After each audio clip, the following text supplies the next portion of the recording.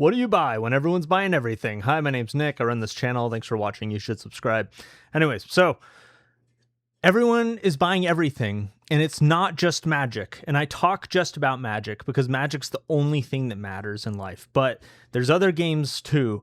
And if you didn't know, there's other trading card games like Pokemon and One Piece and Disney's Lorcana. And all of these games, everyone's also buying everything. In Magic, everyone's buying everything. To expound upon that a little bit, with Pokemon, with the game stores I know of that sell and have distribution programs, Pokemon's just not available. Pokemon is inexistent. It doesn't exist. The scalpers got it on lock. People buy it and instantly sells out. The Pokemon company cannot print Pokemon packs as quickly as people open them. But that's also true for Magic, because I'll talk about Magic real quick. If we take a look at spoilers, I'm going to talk about Bloomborough play boxes later. But if we take a look at the recent sets that have been printed, things like Secrets of Strixhaven, Teenage Mutant Ninja Turtles, Lore and Eclipsed, Avatar: The Last Airbender, Marvel's Spider-Man, Edge of Eternities, Final Fantasy, other sets too. The vast majority of these are not available at distribution, or if they are, they're limited or they're low in stock. I mean, was it Murders at Karlov Manor is limited at distribution. That is how desperate we are. Do you remember how few people enjoyed and loved Murders at Karlov Manor? I do, because I bought MVP Sports and More. Oh, wait, only 125? All right, I'm going to keep this up. Because people bought MVP Sports and More's sale for $130 for a box was a good deal. And I did it. I bought one box for $130. And then what do you know? Of course, this was years ago. This was back in 2024. Early 2024 is when Murders at Karlov Manor came out. And I was stoked out of my mind to get this is the first time they ever printed play boxes. Before, they had draft and set and collector booster boxes, but they combined set and draft booster boxes into the play box. And Murders at Karlov Manor was the first set where they had play boxes. And I was stoked because MSRP was like $160 or something. I don't really know, but $130 was supposed to be a really good deal. And so I pre-ordered from MVP Sports and More a Murders at Karlov Manor booster box, play box for $130. And what do you know? The price went down. You know, we can see that just in the past year, these were selling for as low as $100. But that was true shortly after release too. People were fire selling these. They're desperate to get rid of them. And I was like, well, I'm kind of an idiot that I pre-ordered this for $130. Anyways, Murders at Karlov Manor, a set that nobody liked, that has tanked, is limited at distribution. And that's just to point out that Magic is selling out. So we've established Magic, we've established Pokemon. One Piece is its own thing. I actually don't know very much about One Piece, but One Piece is selling out. One Piece is booming. CNR? No, what's the name? This guy on YouTube, super cool guy, Mason at Card and All. Thank you. Mason at Card and All Gaming talks about how One Piece, you can open up a $25 card, send it in to get graded. Even if you spend $80 on grading, you can make money selling it in the secondary market. That's what he said. I don't know. Don't quote me. But One Piece is booming. And then Disney Lorcana, Louis with Kitchen Table TCG today was talking about how Disney Lorcana is booming, how all of the attention and the Poke Bros and the Sneaker Bros that used to scalp everything are still scalping everything, but now everything includes Disney Lorcana. And it's crazy out there. So card games are selling, and they have been selling. This isn't new. This isn't new news. Lorcana selling out is kind of new news, but One Piece selling out, Pokemon selling out, Magic the Gathering selling out is not new. It's been this way for almost, Magic, in my opinion, was not selling out a year ago this time. There were, like a year ago this time was before Final Fantasy, I think. And I think it was kind of like after Final Fantasy that stuff really started to kind of dry up. There's still a lot of hesitation in the market, in my opinion. I think some people would say this boom's been going on for multiple years now. And they have their right to their opinion. But I was able to buy lots of cool things from distribution partners a year ago. And today it's harder. And that's what this video is about, is that things are selling out. And when things are all selling out, what do? What do you buy? I don't know. It's like, scalpers are going hungry because there's just not the same things that you can buy and even open up for singles and flip. And there are things you can buy. You can use cool tools that I'm not going to sponsor. Watch my live stream. I talk about all the tools. But what do you buy is the question. And I'm going to approach this not from the opening singles and selling singles, although you could do that with some of these products, but from the perspective of I have money that is investment worthy. And that is to say, I don't have personal debt. I don't have, like any debt.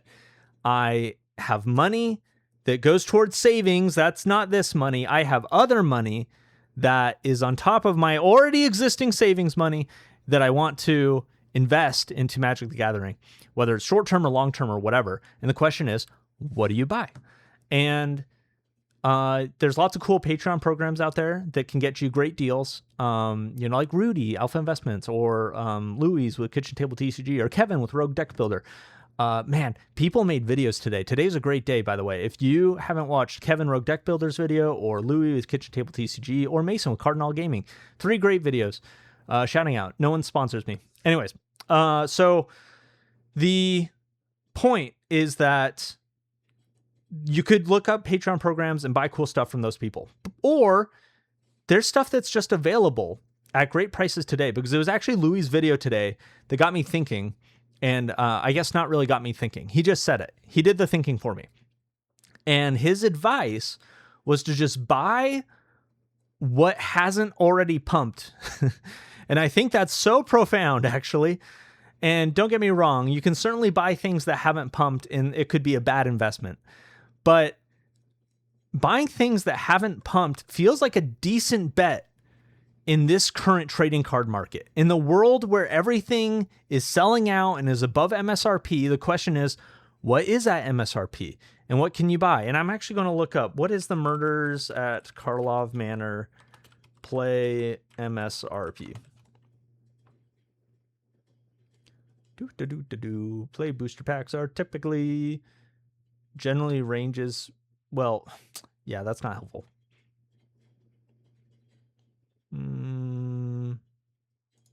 Wait, is a play booster box MSRP $209? No, that's collector. Sorry. That was somebody. No, and that's not MSRP. That's just somebody was selling for $209. I'm looking on Reddit now. Okay, sorry. All right, back to the video. So the question is, what isn't at MSRP in Magic? And the answer is lots of things. Let's check out. I'll share my screen. So Magic the Gathering at Stomping Grounds. Check it out. Spend $500, get free shipping. Not a sponsor. There is all kinds of stuff here that's actually a pretty good deal. Modern Horizons 3 play boxes. This isn't really below TCG Player, but not the worst price in the world. What is the best price in the world? Well, something like, check this out. Outlaws at Thunder Junction play booster boxes, 140 each. If you buy these on TCG Player right now, it's like 170, and you have to pay taxes and whatever. I don't think you pay sales tax when you buy from these people, Stomping Grounds. Anyways, this is a really good deal. Like if I had $1,000 right now and it was like, oh, buy something that is going to go up in the next few months. I mean, these are just on the trajectory to go up, up, up. The odds of there being a reprint of Outlaws of Thunder Junction, not high. Not, in my opinion, not high. I mean, there's so many things. The Wizards of the Coast want to reprint right now. Outlaws of Thunder Junction, I don't think is it. And so $140 for a play booster box seems like a really good deal. What else? Well, there's other sites like Forge and Fire, which has actually all kinds of good deals, like Bloomborough for $130. That's awesome. Bloomborough on TCG Player is $160. So get $30 off. Don't pay shipping. Often there's limits. I wonder what the limit is. Limit 1. Boo. Go get your 1 Bloomborough play booster box. I actually might literally do this. It's my birthday present to me. I'm so happy. So, Nick, what are all the good deals on this website? Ooh, Assassin's Creed Beyond booster boxes. Are these going to pump? I don't think so. But this is a good price. 105 is definitely a good price. So, go check it out. There's lots of great options out there. And there's even options on TCG Player. I mean, 125 for Murders of Karlov Manor play booster box. I'm pretty sure, I could double check, but I'm pretty sure that some of the like distro partner programs out there cost more than this. It costs more to get it from distribution than 125. And yeah, there's lots. Okay, 125, and then it shoots up to like 135. Anyways, this is going to be a good price in hindsight because once again, getting to the point again, everyone's buying everything. Stuff is selling. It's not a question about if stuff is going to like sell out. It's just a question of like how long. Now, yes, there's some dud products out there. There's the Streets of New Capenna collector booster box. Are those selling? Does anybody care about the Streets of New Capenna collector box? I'll pull it up. What's it going for? $250. $250. And then has it been going up? Oh, went up from, oh my gosh, 180 to 250 in the last year. That's crazy. Yeah, so is the Streets of New Capenna collector booster box going to pump? Maybe. I mean, there's basically no good cards in it that you could possibly get, and apparently nobody has any love or nostalgia for the product, but $250 for a collector booster box feels like a good deal. Things are just pumping. And so, anyways, am I here to just persuade you to spend more of your hard-earned money on Magic? Partially. But it's also just a reality that if you're trying to get bang for your buck, I would look where people aren't looking. This is once again part of Louis' advice, which is just wherever all the eyes are, like right now, there's all these eyes on Lorcana and people are just buying up Lorcana, whatever. Don't do that. Buy Magic, and buy the Magic that hasn't been bought, that people aren't freaking out about. Are people freaking out about Outlaws of Thunder Junction right now? I don't think so. Is there a limit on Stomping Grounds for how many you can buy? Let me check. Add to cart. 6. Hey, it's going to let me do it. Oof, man, I might check out. Anyway, thanks for watching. Let me know what you think in the comment section below. If you're a homie, join my Discord and hit us up with good tips. If you see something and you're like, oh, that seems like a good buy, that's a good place to talk about it, is my Discord channel. That has the link below. So thanks for watching. I want to give a shout out once again to my patrons, Kevin, Benjamin, Zwin, Tommy. Y'all are awesome. Thanks for supporting the channel directly like that. And thank you for watching, because watching supports the channel too. I will be with you as long as you're watching my video. I'll see you in the next one. Peace.